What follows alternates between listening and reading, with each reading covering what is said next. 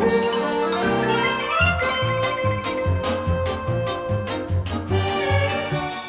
everybody, it's Chris Eves, Wootini over at GayGamer.net, here with another weekly video podcast, and this week is E3, but we'll get to that in a minute.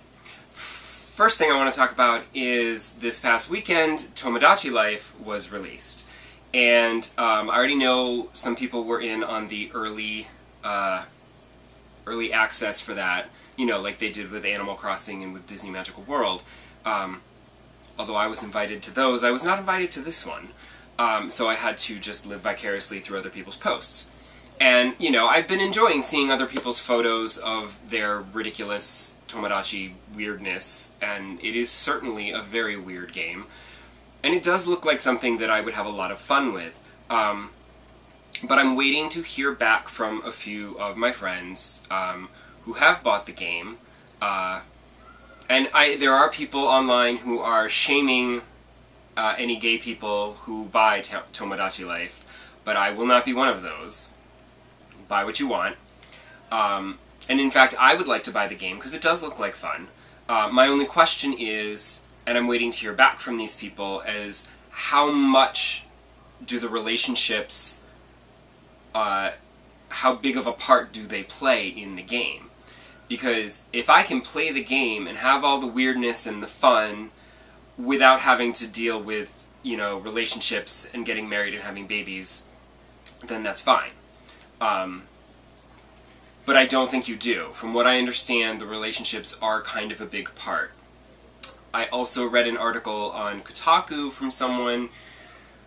She said that not only, you know, she had to do the gender swap thing to make her girlfriend basically male in the game so that they could interact romantically. Although I have heard that they might just fall in love with somebody else, just, you know, you have no control over that. So that would suck. But then apparently in Tomodachi Life, when you dress a male or female character up in clothing belonging to the opposite gender, they don't like it, and people remark on it as being weird. That's disappointing. Because, I mean, Disney Magical World and Animal Crossing don't have gay relationships because they don't have relationships in them. That's, you know, they just avoided the whole issue by not even having relationships. But in both of those games, like in Animal Crossing, you can buy and wear clothing meant for the opposite gender. And yes, the Able Sisters will remark that, oh, but you can pull it off, you know? And Harriet will do your hair in a girl style.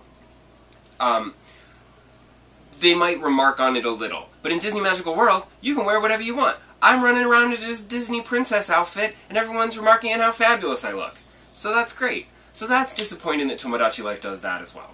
But, so I'm waiting to hear back, and if it is indeed the relationships are as big a part of the game as I think they are, I may just end up waiting for the sequel to see if maybe they can be a little more progressive and inclusive with the next one.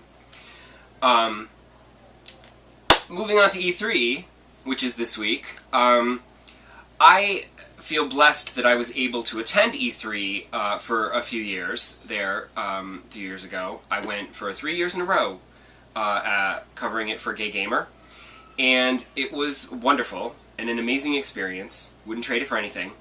And I wish I could still go, but I can no longer afford it. So, well, I would love to afford it. I probably could afford it, but I shouldn't. Because, you know, I kind of need that money for other things that are a little more important than, you know, attending a video game conference.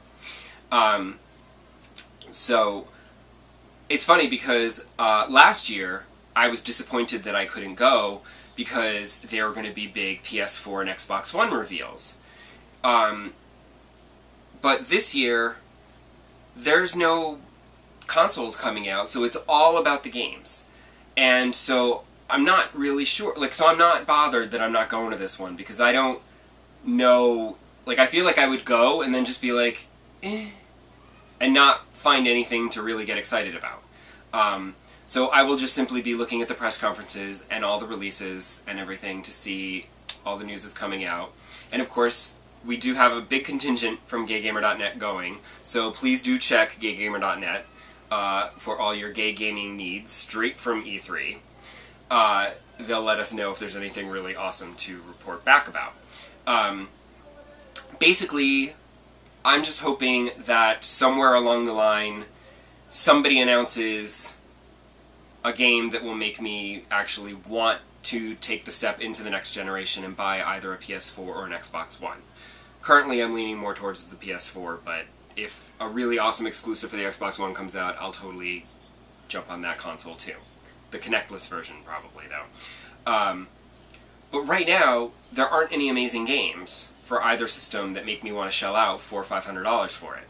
So, I want to see some really cool new games that I can get excited about and really want to get into the next generation of gaming. Because right now, there are some games coming out for those systems, but they're also coming out for the current gen, and I'm like, well, I'll just get that for the 360 or the PS3. It doesn't really... who cares, you know? I'm not buying a new system to buy a game if I can just play it on the system I've already got. I mean, that's just silly. Come back next week, and I'll let you know if there was anything at E3 that got me all super excited. And let me know in the comments what you're excited about, or if there's something that I should be keeping an eye on that I actually am not aware of. So I will see you back here next time, same bat channel. See ya!